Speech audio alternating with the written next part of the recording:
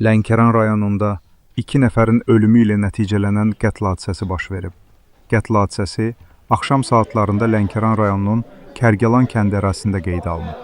Kənd sakini 70 yaşlı Sərhad Məmmədov ov tüfəngi ilə həyat yoldaşı 61 yaşlı Balaqız Məmmədovaya atəş açaraq onu qətlə yetirib. Həyat yoldaşının öldüyünü görən Sərhad Məmmədov daha sonra həmin silahla özünə atəş açaraq öldürüb. O evdəydim, zəng gəldi oğluma. Çıxdı bir yerdə gəldi bura. Oğlum dostumun oğlu ilə. Həm də mənim qardaşım qızı bulan gəlinidir. Gəldi, çatdırdı, gördük, hadisə baş veribdi. Çox gözəl ailə, çox sakit, çox mədəni ailədirlər. Yaxşı insanlardır. Heç özümüz də bilmir necə baş verib hadisə. İnanmağımız gəlmir. Allah rəhmət eləsin, hadisə də baş verib. Sakit ailə idi. Mən bugünəcən belə bir şey eşitməmişdim onlardan. Mənə pis təsir bağışladı. Heç gözlənməyən bir hadisədir bu. Siz qonşusunuz da? Bəli.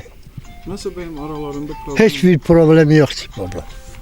İstər qonşuluqda, istər belə də.